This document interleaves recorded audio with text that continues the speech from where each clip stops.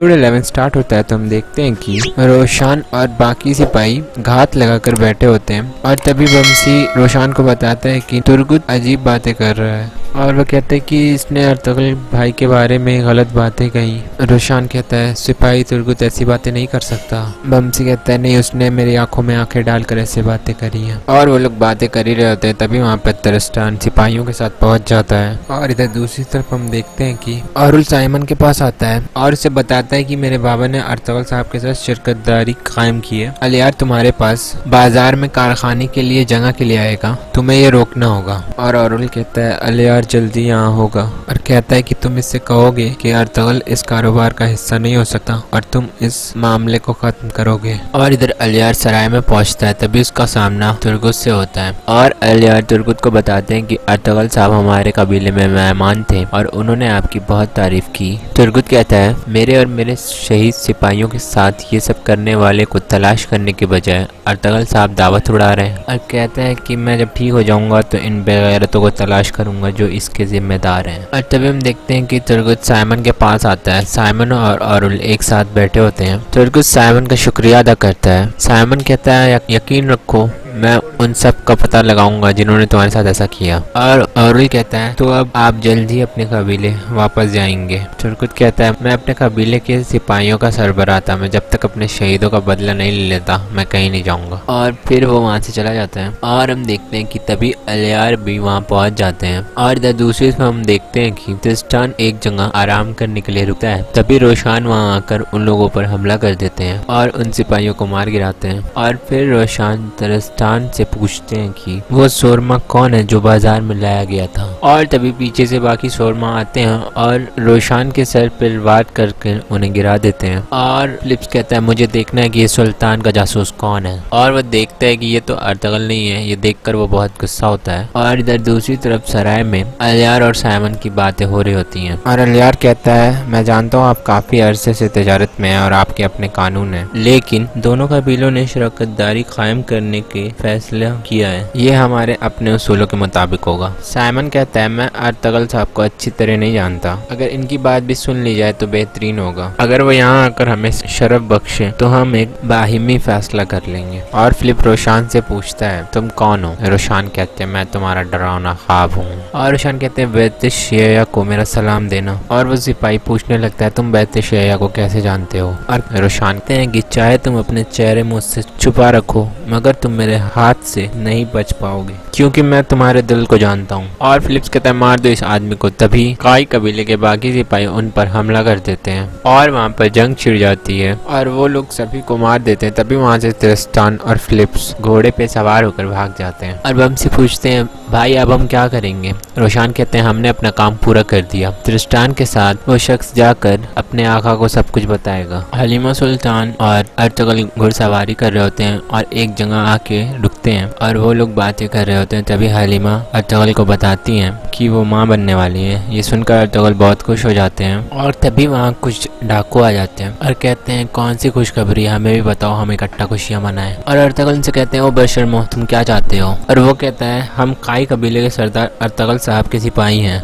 यहाँ हमारा कानून चलता है, सोना हमारे हवाले कर दो। और अर्तुगरुल हंसने लगते हैं। उनसे कहते हैं तो तुम अर्तुगरुल साहब के सिपाही हो तो अर्तुगरुल साहब को अच्छे से जानते होगे।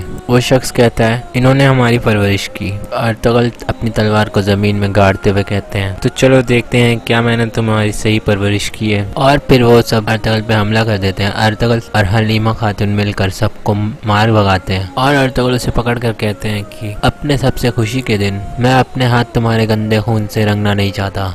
कहते हैं अगर मैंने तुम्हें अपने कबीले के करीब देखा या हमले के दौरान मेरा नाम इस्तेमाल करते देखा तो मैं तुम्हारे पीछे आऊँगा और तुम्हारा सर लिए बगैर वापस नहीं जाऊँगा, समझ गए। और फिर वो वहाँ से भाग जाता है। और अर्तुगरुल कहते हैं कि फिलहाल इस खुशखबरी के बारे में कबीले में किसी को मत बताना, जब वक्त आएगा तब हम इसका ऐलान करेंगे। हलीमा कहती हैं जैसा आप मुनासिब समझे। और इधर दूसरी तरफ कबीले में हम देखते हैं कि आरिफ साहब अलियार की दी हुई तख्तमिश साहब की जबान को चेक कर रहे होते हैं। उन्हें जहर दिया गया था कि की नहीं। और दूसरी तरफ अर्तगल अपने खैमे में वापस आते हैं और वो लोग पानी को कबीले तक लाने की बातें कर रहे होते हैं ताकि कबीले की ख्वातीनों को पानी के लिए दूर नहीं जाना पड़े। और वो लोग कबीले के बाकी मामलात पर बात करते हैं। फिर सारादान वहाँ से चले जाते हैं और अर्तगल जुलजान से पूछते हैं मेरे जाने के बाद सब कुछ ठीक रहा ना। जुलजान कहते हैं फिक्र न करे भाई, सब कुछ ठीक रहा, सिर्फ एक चीज के इजाजत और यान दुखी ना हो। मैंने सफदर और कादिर को निगरानी में एक आखिरी बार कान तलाश करने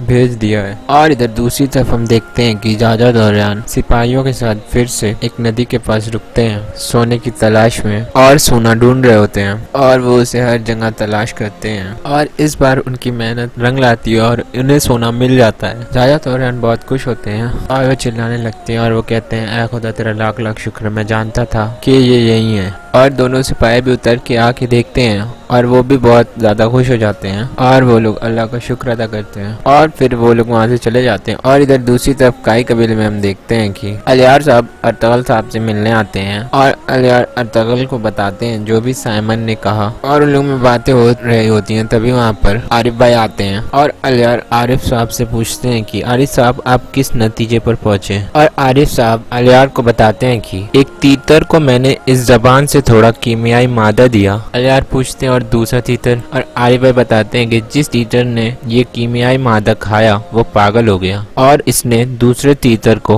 मार डाला। मैंने अपनी जिंदगी में पहली बार ऐसी चीज देखी। तीतर एक मीठी तबीयत का परिंदा है। एक मीठी तबीयत का परिंदा तकरीबन जख्मी हो गया और खुखार बन गया। इसने दूसरे परिंदे को मार डाला, फिर इस पर लर्जा तारी हो गया। यकीनन इस कीमियाई गसर ने इसे बेखुद और पागल कर दिया। ये एक ऐसा जहर है अलियार साहब जिसको न सिर्फ पीने वाला बल्कि इसके इर्द गिर्द हर कोई मुतासिर होता है। और फिर अलियार वहाँ से चले जाते हैं और आरिफ साहब अर्तगल से पूछते हैं हुजूर आपका इस सूरत हाल के बारे में क्या ख्याल है। अर्तगल कहते हैं यकीनन तख्तमिश साहब को जहर दिया गया है। आरिफ साहब कहते हैं कि आपको औरुल पे शक है। अर्तगल कहते हैं एक बार फिर साबित हो गया कि जावदार कबीले में हम सिर्फ दो लोगों पर भरोसा कर सकते हैं, अलियार साहब और असलहान खातून पर। आरिफ भाई पूछते हैं और जानदार साहब। अर्तगल कहते हैं जानदार साहब अपने कबीले की सलामती के लिए सब कुछ करेंगे, चाहे इंसाफ की खिलाफ वर्जी हो या हुकूक की। इस वजह से जानदार साहब हमेशा हमें अपनी हदों में रखेंगे। आरिफ भाई कहते हैं बिल्कुल हुजूर। और यहीं पर एपिसोड खत्म हो जाता है। उम्मीद है आपको वीडियो पसंद आया होगा। अगर पसंद आया तो प्लीज़ वीडियो को लाइक करें, चैनल को सब्सक्राइब करें और कमेंट में अपनी राय ज़रूर दें। Thank you for watching.